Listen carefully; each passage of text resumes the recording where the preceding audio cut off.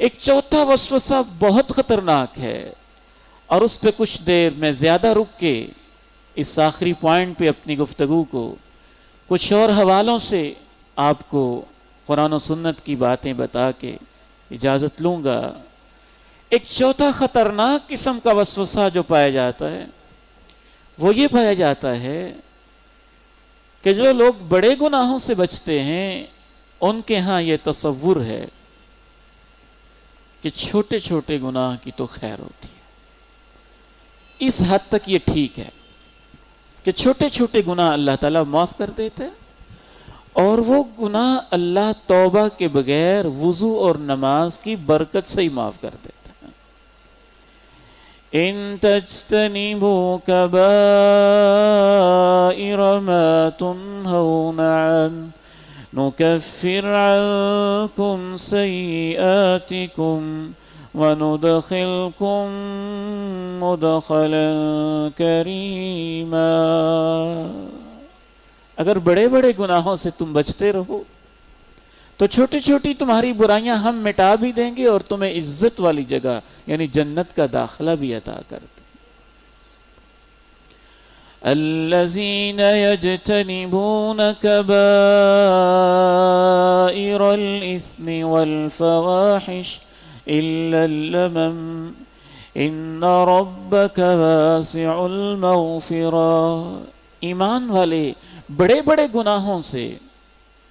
اور بے حیائی سے بچتے ہیں، ہاں چھوٹی چھوٹی غلطیاں ان سے ہوتی رہتی ہیں، کوئی شک نہیں ہے کہ ان چھوٹی چھوٹی غلطیوں کے لیے تو اللہ کی مغفرت بہت وسیع ہے۔ انہی چھوٹی چھوٹی غلطیوں کے بارے میں آتا ہے ان الحسنات یذہبن السیئات اقم الصلاة طرفی النہار وزلفا من اللیل۔ نماز دن کے اطراف میں رات کے کچھ حصے میں قائم کرتے رہو، کوئی شک نہیں ہے کہ نیکیاں برائیوں کو ختم کر دیتی ہیں۔ لیکن اس کے اگلے حصے میں ہم غلطی کھاتے ہیں۔ وہ اگلا حصہ کیا ہے کہ چھوٹی غلطی تب تک غلطی ہوتی ہے جب وہ کبھی کبھار ہو۔ اگر اس غلطی کو آدمی اپنی عادت بنا لے، اس غلطی کو آدمی اپنی فطرت بنا لے، اس غلطی کو آدمی اپنی روٹین بنا لے،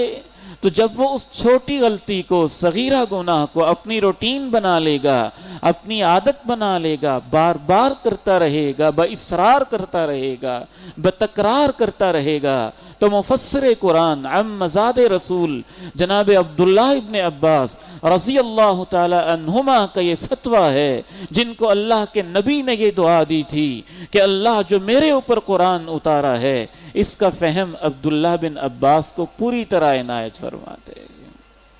سب سے بڑے مفسر قرآن اللہ کے پیغمبر کے بعد صحابہ میں سے، جن کا ایک پورا اسکول تھا مکی زندگی میں، باقاعدہ صحابہ بھی ان سے تفسیر سیکھتے تھے،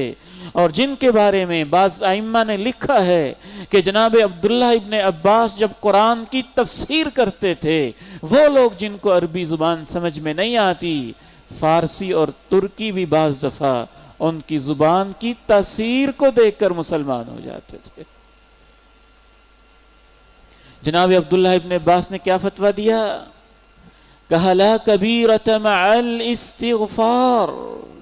اگر توبہ کر لی جائے تو کوئی گناہ کبیرہ نہیں رہتا، ولا صغیرۃ مع الاصرار، اگر عادت بنا لی جائے تو کوئی گناہ صغیرہ نہیں رہتا۔ توبہ ہو جائے تو کوئی کبیرہ نہیں ہے، اور اگر عادت بن جائیں چھوٹے گناہ تو پھر کوئی صغیرہ نہیں ہے۔ ہماری اسلامی تاریخ کی جن شخصیات سے میں قرآن کا طالب علم سب سے زیادہ متاثر ہوں، صحابہ اور تابعین کے بعد،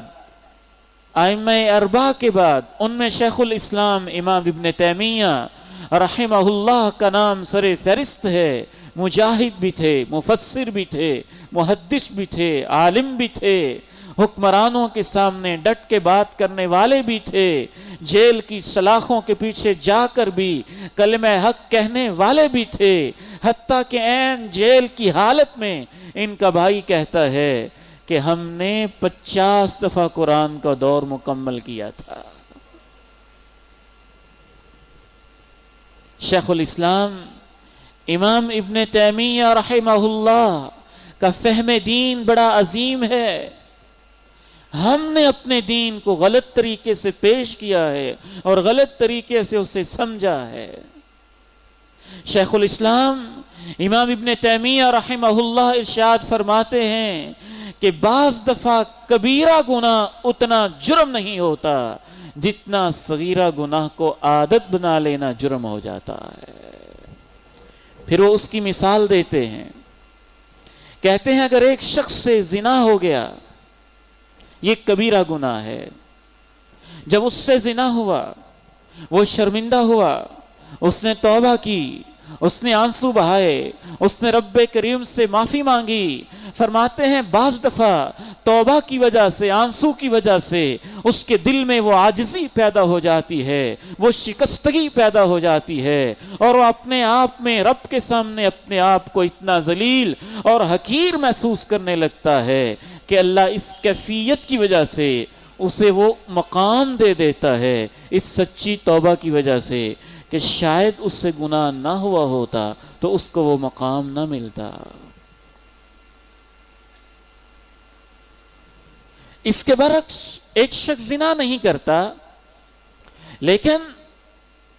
اس کو عادت ہے بری نگاہ کی، اس کو عادت ہے لوگوں کی عزتوں کے ساتھ گپ شپ کرنے کی، اس کو عادت ہے کبھی اس کی بہن کو چھیڑا، کبھی اس کی بیٹی کے پیچھے پڑا رہا، کبھی اس بہو کے سامنے اس کو بری نگاہ سے دیکھتا رہا، کبھی اس کے ساتھ غلط تعلق، کبھی اس کے ساتھ غلط باتیں، کبھی اس کے ساتھ غلط باتیں، کبھی اس کے ساتھ غلط باتیں، اور اس نے اس کو عادت بنا لیا ہے، اور وہ سمجھتا ہے کہ میں کون سا بڑا گناہ کرتا ہوں، میں تو بات ہی کرتا ہوں، میں تو دیکھتا ہی ہوں، میں تو گپ شپ ہی کرتا ہوں، میں تو باتیں ہی کرتا ہوں، میں تو معاشقے کی حد تک ہی رہتا ہوں، میں تو شاعری اور غزل کی حد تک ہی رہتا ہوں۔ شیخ الاسلام امام ابن تیمیہ رحمہ اللہ فرماتے ہیں اس کی بری عادت کی وجہ سے جو اس کے دل میں سختی پیدا ہو جاتی ہے، جو اس کے دل میں اللہ کی عظمت ختم ہو جاتی ہے اور اللہ کی نافرمانی کو یہ نافرمانی ہی نہیں سمجھ رہا ہوتا، جب وہ اس کو عادت بنا لیتا ہے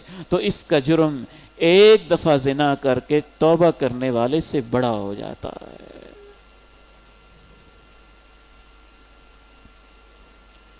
اس غلط فہمی میں بھی ہمیں فہم دین سے بہت دور کیا ہے، اور ہم نے آج اسی غلط فہمی نے ہمارے نوجوانوں کو کہاں کھڑا کر دیا؟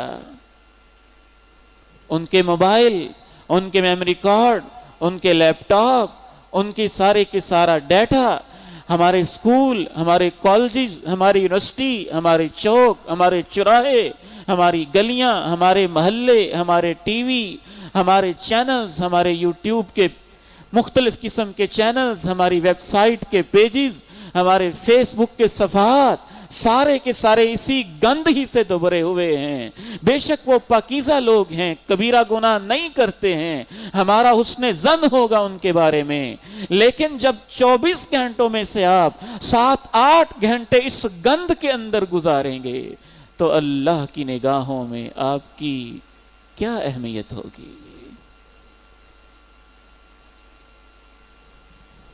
امام ابن قیم الجوزیہ رحمہ اللہ تعالی ارشاد فرماتے ہیں آپ کی دکان کا وہ ملازم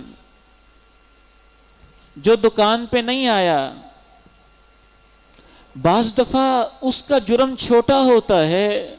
اس ملازم سے جو دکان پہ آ کر بھی آپ کہتے ہیں ایسے کرو وہ الٹا کرتا ہے، آپ کہتے ہیں ایسے کرو وہ اس سے الٹا کرتا ہے، چھوٹی چھوٹی باتوں میں آپ کو سارا دن پریشان کرتا رہتا ہے۔ وہ ایک دن غیر حاضر رہنے والا ملازم بعض دفعہ آپ کو اس ملازم سے اچھا لگتا ہے جو 10 گھنٹے ڈیوٹی بھی دیتا ہے تو کبھی ادھر سے تنگ کرتا ہے، کبھی ادھر سے تنگ کرتا ہے، کبھی اس چیز کو چھیڑتا ہے، کبھی اس چیز کو چھیڑتا ہے، کبھی یہاں سے ٹیز کرتا ہے، کبھی وہاں سے ٹیز کرتا ہے۔ امام ابن قیم الجوزیہ رحمہ اللہ تعالی کہ ایک مثال کی روشنی میں دین کا طالب علم عرض کرتا ہوں کہ کبیرہ گناہ کر کے توبہ کر جانے والا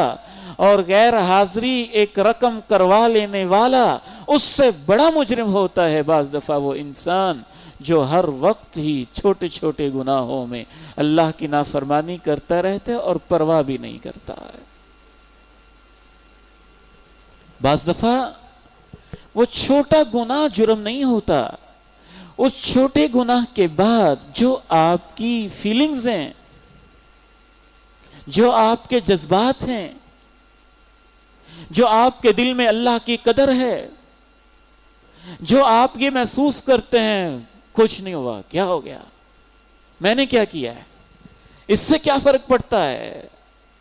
گویا کہ آپ اللہ کی عظمت کو اس وقت چیلنج کر رہے ہوتے ہیں۔ تو یہ کیفیات، اس طرح کے الفاظ